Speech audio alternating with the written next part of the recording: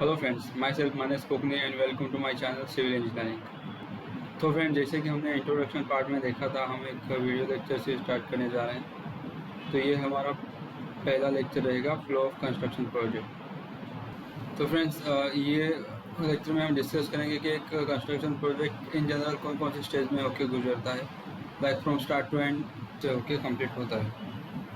तो फ्रेंड्स, देखते हैं वन बाय वन। तो फर्स्ट है concept stage, and then next है design stage, then planning stage, then execution, and then commissioning. तो friends, more or less as per the scope of work हर एक construction project in सब stage से होके गुजरता है, like from start to end.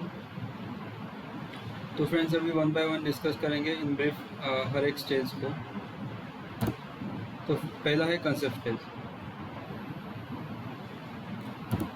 तो कंसेप्ट स्टेज में सबसे पहले आता है क्लाइंट्स रिक्वायरमेंट। तो फ्रेंड्स, क्लाइंट्स जो भी ओनर रहेगा वो उसको रिक्वायरमेंट्स क्या है as per the structure is going to be build.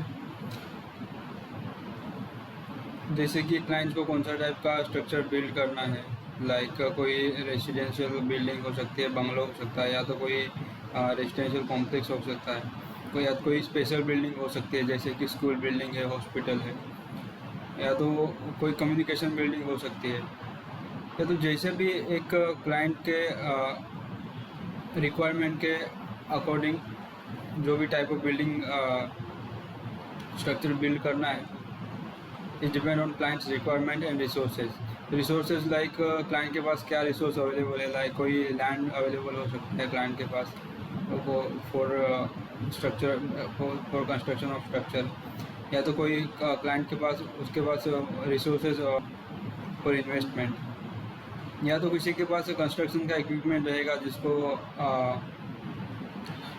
As a investment उसको यूज़ करना है। तो as per the clients requirement consider किए जाएंगे। एंड देन है मार्केट सर्वे। तो एज पर क्लाइंट्स रिक्वायरमेंट एक टीम रहेगा, वो मार्केट का स्टडी करेगा, वो जो भी क्लाइंट के रिक्वायरमेंट है उसके हिसाब से वो एक प्रॉपर सूटेबल लैंड कौन सा हो सकता है, जो भी टाइप ऑफ स्ट्रक्चर है उसके अकॉर्डिंग, या तो कोई लैंड अवेलेबल है तो वहाँ पे कौन सा टाइप ऑफ का स्ट्रक्चर बिल्ड कर सकते हैं एज पर मार्केट सर्वे। जो भी स्ट्रक्चर बिल्ड करना है उसका वो फ्यूचर प्रॉफिटेबिलिटी क्या हो सकती है, लाइक इन फ्यूचर वो जो भी एरिया है वहाँ पे वो टाइप ऑफ स्ट्रक्चर के लिए क्या स्कोप रह सकता है। जैसे कि अगर कोई रेजिडेंशियल कॉम्प्लेक्स है तो उसका डिमांड क्या रहेगा, या तो कोई सर्विस बिल्डिंग है जैसे कि हॉस्पिटल है, स्कूल है, तो उसकी कंडीशन क्या रहेगी, और जो भी एक अल्ट्रेशन पॉसिबिलिटीज़ है रहेगी। ये सब एक मार्केट सर्वे में स्टडी किया जाएगा। एंड देन नेक्स्ट है एनवायरमेंटल स्टडी। तो फ्रेंड, जो भी टाइप का स्ट्रक्चर बिल्ड होने वाला है उसका उस पर एनवायरमेंट का कंडीशन क्या रहेगा, like how this environment will affect on that structure. जो भी प्रेजेंट कंडीशन है या तो जो भी फ्यूचर कंडीशन हो सकती है, पॉसिबिलिटीज़ हो सकती है, वो सब एक एनवायरमेंट स्टडी में किया जाता है, लाइक कौन कौन से हज़ार्ड पॉसिबिलिटीज़ है इन दैट एरिया, और जो भी मेरिट्स और डिमेरिट्स हो सकते हैं एनवायरमेंट के as per the type of structure which we have to build. तो फ्रेंड्स, ये सब पॉइंट्स है जो एनवायरमेंटल स्टडी में कंसिडर किए जाते हैं। एंड देन नेक्स्ट है फिजिबिलिटी स्टडी। तो फ्रेंड, अभी तक जो भी डाटा अपने पास अवेलेबल है, लाइक क्लाइंट्स के रिक्वायरमेंट क्या है, क्लाइंट्स के पास क्या रिसोर्सेस अवेलेबल है, लाइक क्या मार्केट कंडीशन क्या है, और उसके बाद एनवायरमेंट का स्टडी में एनवायरमेंटल कंडीशन क्या है, ये सब देखने के बाद एक फिजिबिलिटी रिपोर्ट बनाया जाता है। Feasibility report in the sense कि जो भी सब मेरिट्स और demerits in the sense we can say, तो वो सब कंसिडर करके एक फिजिबिलिटी रिपोर्ट बनाया जाता है, और उसके हिसाब से हम एक कंसेप्ट स्टेज में एक exact type of structure decide हो जाता है कि हमें कौन सा टाइप का स्ट्रक्चर क्या बिल्ड करना है, वो कहाँ पे बिल्ड होने वाला है, लोकेशन क्या होगा। ये सब एक फिजिबिलिटी रिपोर्ट में कंसिडर किया जाता है। And then friends, once concept stage is over, like हमें कौन सा टाइप का स्ट्रक्चर बिल्ड करना है, ये सब डिसाइड होने के बाद हमारा नेक्स्ट स्टेज होता है डिज़ाइन स्टेज। तो फ्रेंड्स डिज़ाइन स्टेज में सबसे पहले आता है आर्किटेक्चरल ड्राइंग्स। आर्किटेक्चरल ड्राइंग में सबसे पहले आएगा साइट प्लान। तो साइट प्लान में जो भी सराउंडिंग कंडीशंस है, लाइक अवेलेबल रोड्स क्या है, आजू बाजू के कोई स्ट्रक्चर अगर प्रेजेंट है तो वो स्ट्रक्चर कौन से टाइप का है, और जो भी सर्विस लाइन प्रेजेंट है लाइक वाटर सप्लाई या तो इलेक्ट्रिकल लाइंस, ये सब इन साइट प्लान ड्राइंग में रिप्रेजेंट किया जाता है। तो friend then setting out plan में हमारा रहता है कि जो भी है हमारा जो भी स्ट्रक्चर बिल्ड होने वाला है उसका आउटर जो भी अपना प्लॉट एरिया उस बाउंड्री से कितना मार्जिनल डिस्टेंस रखना है, ये सब एक सेटिंग आउट प्लान में कंसिडर किया जाता है एज पर distribution control rules.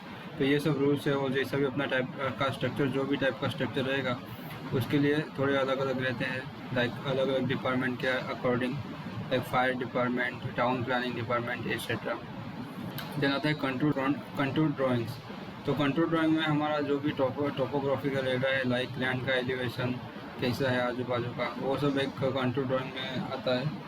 As per this contour drawing तो हम अपना जो भी वाटर सप्लाई सिस्टम है, जो भी वाटर सप्लाई के सर्विसेज है वो सब कहाँ पे रखना है, अपना प्लेंथ लेवल कितना रखना, ये सब as per contour drawing consider किया जाता है। तो फ्रेंड्स नेक्स्ट आता है अपना वर्किंग ड्राइंग। तो फ्रेंड्स वर्किंग ड्राइंग में अपना जो भी फंक्शनल एरिया है बिल्डिंग का डिफरेंट अलग अलग, लाइक किचन रहेगा, अपना लिविंग रूम रहेगा, अपना ओटा रहेगा, जो भी डिफरेंस ओपनिंग है, ये सब कहाँ रखना है, उसका डायमेंशन क्या रहेगा, ये सब एक वर्किंग ड्राइंग में आता है। तो फ्रेंड्स ये सब डिफरेंट ड्राइंग है जो एक आर्किटेक्चरल ड्राइंग्स में आते हैं। फिर अपना नेक्स्ट है सॉइल टेस्ट। तो फ्रेंड्स वंस अपना लोकेशन सिलेक्ट होने के बाद वो लोग साइट पे एक सॉइल टेस्ट किया जाता है। As per this soil test हम अपना जो भी सब स्ट्रक्चर है, लाइक जो भी टाइप का फाउंडेशन बिल्ड करना है वो डिसाइड किया जाता है। इससे हमें एक सेफ एंड इकोनॉमिकल सब स्ट्रक्चर बिल्ड करने में बहुत हेल्पफुल रहता है। Yes and then friend next होता है अपना structural drawings.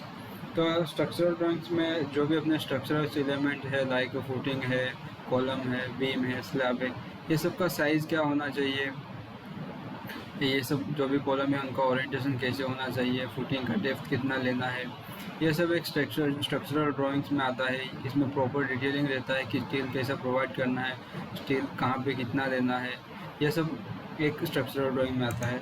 And then friends next है MEP means like mechanical, electrical and plumbing.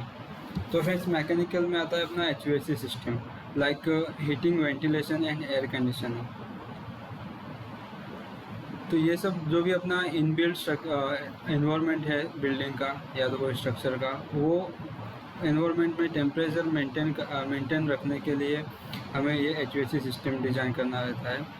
And then है इलेक्ट्रिकल। तो फ्रेंड्स इलेक्ट्रिकल में जो भी इलेक्ट्रिकल सर्विसेज है, लाइक लाइट है, फ़ैन है, AC है, और जो भी अपना इलेक्ट्रिकल अप्लाइंसेस है उसके लिए एक जो भी बेसिक प्लान लगता है, ड्राइंग्स लगते हैं, वो एक इलेक्ट्रिकल डिपार्टमेंट या तो कैन से इलेक्ट्रिकल की जो भी टीम है वो देखती है।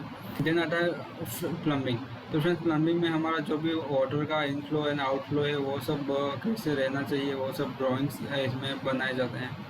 लाइक हमें अपना सेप्टिक टैंक कहाँ रखना है, अपना अंडरग्राउंड वाटर टैंक कहाँ पे रहना चाहिए, या तो अपना जो भी ओवरहेड वाटर टैंक है वो उसका कैपेसिटी क्या रहना चाहिए, जो भी टाइप का स्ट्रक्चर है उसमें कितने नंबर ऑफ पीपल, कितने लोग रहने वाले हैं, उसके हिसाब से जो भी अपने वाटर सप्लाई के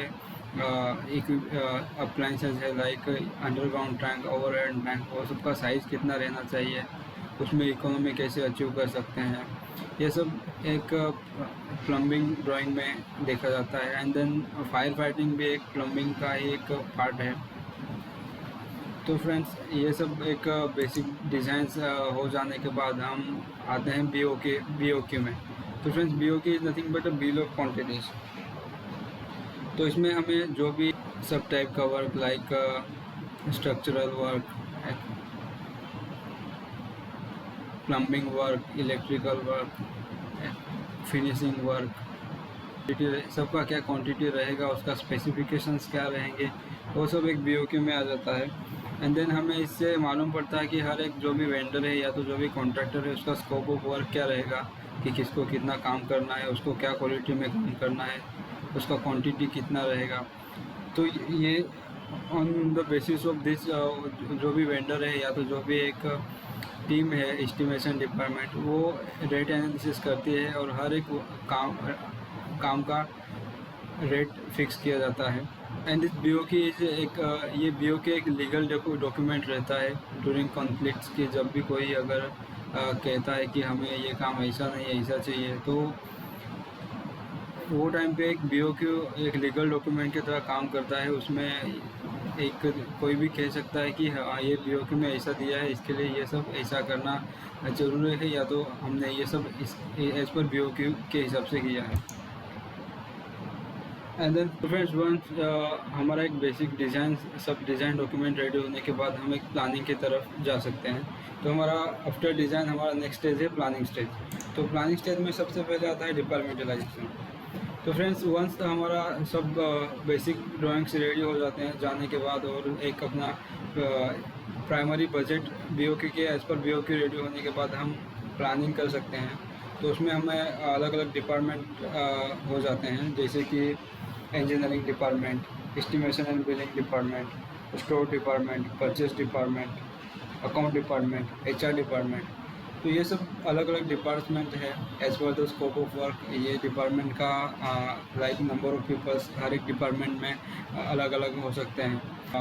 2-3 डिपार्टमेंट के लिए एक इंडिविजुअल एक सिंगल पर्सन भी हो सकता है। तो मोर और लेस हर एक प्रोजेक्ट में एक बड़े या छोटे स्केल पे सब डिपार्टमेंट्स रहते हैं। तो एंड देन फ्रेंड नेक्स्ट है रिस्क एनालिसिस। तो जो भी पॉसिबल रिस्क है ड्यूरिंग एग्जीक्यूशन, और कैसे हर एक स्टेज पे जो टाइप पे के भी रिस्क पॉसिबल है वो सब एक रिस्क का एनालिसिस किया जाएगा। Different type of risk like shortage of man power, shortage of material, या तो कोई एबिलिटीज ऑफ एनवायरमेंटल हजार्ड्स। हर एक स्टेज पे ये सब रिस्क एनालिसिस किए जाते हैं और उसका जो भी रिस्क का रिपोर्ट है वो अपडेट किया जाता है, ताकि हमारा जो भी काम है वो एज पर टाइम कंप्लीट हो सके। नेक्स्ट है cash flow diagram. Proper management of man power and supply of material, हमारा कैश फ्लो डायग्राम होना बहुत ज़रूरी है। स्मूथ फ्लो ऑफ वर्क है वो चलता रहे, और हमारा जो भी वर्क है वो कहीं पे भी बीच में ना रुके because of this improper planning of this cash flow. And then है नेक्स्ट है कम्युनिकेशन प्लान। तो फ्रेंड कंस्ट्रक्शन इंडस्ट्री एक ऐसी इंडस्ट्री है जहाँ हर एक स्टेज पे चेंजेस देखने हैं। तो जो भी डिफरेंट स्टेज पे जो भी चेंजेस होने वाले हैं वो प्रॉपर इम्प्लीमेंट होने के लिए कम्युनिकेशन प्लान होना बहुत ज़रूरी है। लाइक जो भी अलग अलग कंसल्टेंसीज है, जो भी अलग अलग डिपार्टमेंट है, उसमें एक प्रॉपर कोऑर्डिनेशन होने के लिए एक प्रॉपर कम्युनिकेशन प्लान होना बहुत ज़रूरी है। लाइक कोई रिटर्न कम्युनिकेशन प्लान हो सकता है या तो ओरल कम्युनिकेशन प्लान हो सकता है। तो friends this communication plan is very important for implementation of immediate changes. और हर डिपार्टमेंट में जो भी हमें हर टाइप का प्लानिंग करना है उसके लिए एक प्रॉपर कम्युनिकेशन प्लान होना बहुत ज़रूरी है। एंड देन फ्रेंड्स है शेड्यूल ऑफ वर्क। तो one of the schedule of work is one of the important part in planning stage. Initial stage ये शेड्यूल ऑफ वर्क बनाया जाता है। तो इस शेड्यूल ऑफ वर्क में जनरली हमारा जो भी काम होने वाला है वो स्मॉल पार्ट में डिवाइड किया जाता है, जैसे कि सब structure like in foundation up to plinth. And then है सुपर स्ट्रक्चर, जो भी प्लिंथ के ऊपर जो भी काम होने वाला है like column, beam, slab, brick work, finishing. And then infrastructure work like जो भी आजू बाजू के रोड है उनका काम है। ये सब सब स्मॉल एक्टिविटीज़ में डिवाइड किया जाता है। एंड हर एक एक्टिविटीज़ का एक प्लानिंग में एक डेट फिक्स किया जाता है कि हमें ये डेट तक ये एक्टिविटीज़ पूरी करनी है। एंड जैसे ये एक्टिविटीज़ डिवाइड किए जाते हैं स्मॉल पार्ट में, उसी तरह ये हर एक डिपार्टमेंट के लिए क्या क्या काम रहेगा as per this small parts. तो डिपार्टमेंट वाइज भी वो सब फिर डिवाइड किया जाता है। एंड ये शेड्यूल ऑफ वर्क हमें एक प्राइमरी एस्टीमेट बनाने के लिए भी बहुत हेल्पफुल रहता है। तो फ्रेंड्स ये सब है, एक प्लानिंग स्टेज में ये सब पॉइंट्स कंसिडर किए जाते हैं। तो friends once the planning is done, तो नेक्स्ट हमारा नेक्स्ट स्टेज रहेगा एग्जीक्यूशन। तो एग्जीक्यूशन में सबसे पहले आता है हमारा टेंडरिंग। तो friends tendering is we can say tendering is a set of legal documents. तो फ्रेंड्स टेंडरिंग में हर प्रकार के जो भी एक डॉक्यूमेंट्स रहेंगे टू कम्युनिकेट और to deal with different department और we can say different consultants, different vendor. तो ये सब एक टेंडरिंग डॉक्यूमेंट में सब लीगली डॉक्यूमेंटेशन किया जाता है।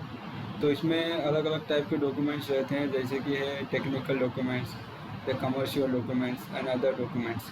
तो हमारे टेक्निकल डॉक्यूमेंट्स में जो भी एक टेक्निकल रिक्वायरमेंट है, जो भी एक वेंडर है या तो जो भी कोई कॉन्ट्रैक्टर है, तो उसके पास क्या क्या टेक्निकल उसके क्या टेक्निकल स्पेसिफिकेशंस रहने चाहिए, लाइक उसके पास जो भी लेबर है उनका कितना एक्सपीरियंस होना चाहिए, तो उसके बाद जो भी इंजीनियर्स की टीम है उनका क्या एजुकेशनल बैकग्राउंड क्या होना चाहिए, या तो कोई उसका वर्क एक्सपीरियंस क्या है टेक्निकली। ये सब एक जो भी डिमांड रिक्वायरमेंट है टेक्निकली, वो सब एक टेक्निकल डॉक्यूमेंट्स में स्पेसिफाई किया जाता है। एंड देन कमर्शियल डॉक्यूमेंट में हमारा रहता है कि जो भी कमर्शियल टर्म एंड कंडीशंस है कि हमारा जो भी काम होने वाला है उसका एक कैसे रहेगा, उनका बिल का पेमेंट के विद इन कितने डेज में हो जाएगा। ये सब एक कमर्शियल टर्म एंड कंडीशन, एक कमर्शियल डॉक्यूमेंटेशन रहता है। एंड अदर डॉक्यूमेंट्स में रहता है कि अपना जो भी अप्रूव्ड वेंडर की लिस्ट रहेगी, या तो जो भी अप्रूव्ड कि हमें कौन से सप्लायर से अपना मटेरियल परचेज करना है, या तो हमें कौन से टीम के पास जो भी इन्वेस्टिगेशन है, लाइक क्यूब टेस्ट है या तो सोइल टेस्ट है, ये सब कौन से पास करवाना है।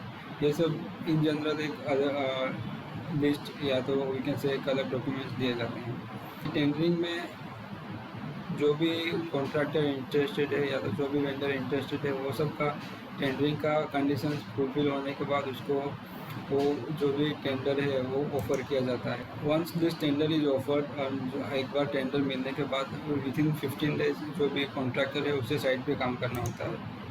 तो फ्रेंड्स एंड कॉन्ट्रैक्ट, तो friends contract is nothing but the offer plus acceptance and then construction work. And then during this construction work भी हमारा जो भी एक प्लानिंग में हमने जैसा डिपार्टमेंट देखा था अलग अलग, वैसा मोर और स्मॉल और बिग स्केल में साइट भी अलग अलग डिपार्टमेंट्स हो जाते हैं। एंड फ्रेंड्स देन आता है नेक्स्ट सुपरविजन। जो भी एक आर्किटेक्ट का टीम रहेगा, या तो जो भी स्ट्रक्चरल कंसल्टेंट का टीम रहेगा, या तो कोई एक दूसरा ऐसा एक टीम रहेगा इन ऑनर के साइड से, जो ऑन साइट आएगा, जो भी काम हो रहा है उसको चेक करेगा कि एज पर द स्केल, जितना स्केल में होना चाहिए उतना हो रहा है कि नहीं, टाइम पे हो रहा है कि नहीं हो रहा है, या तो जो भी क्वालिटी है वो क्वालिटी के हिसाब से काम हो रहा है कि नहीं हो रहा है। तो वो सब देखने के लिए जो भी एक टीम स्पेसिफाई किया जाएगा वो आएगा और वो साइट पे चेक करेगा। एंड ऑन दिस चेकिंग जो भी कॉन्ट्रैक्टर है या तो जो भी वेंडर है उसके जो भी बिल रहेंगे वो सब भी ऑन दिस सुपरविजन के बेसिस पे ही सर्टिफाई या तो अप्रूव किए जाते हैं।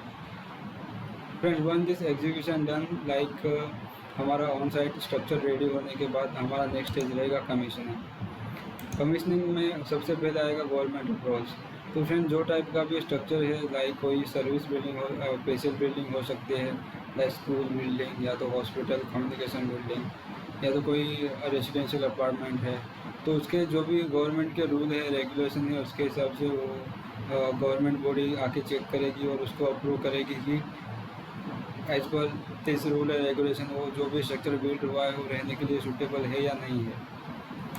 And once this structure is approved, तो हमें कंप्लीशन सर्टिफिकेट मिलेगा फ्रॉम गवर्नमेंट बॉडी। एंड तो ये कंप्लीशन सर्टिफिकेट हमें एक वी कैन से कि एक राइट, हमें एक अधिकार दे देता है कि this structure is safe for tended use. And then next है हैंड ओवर।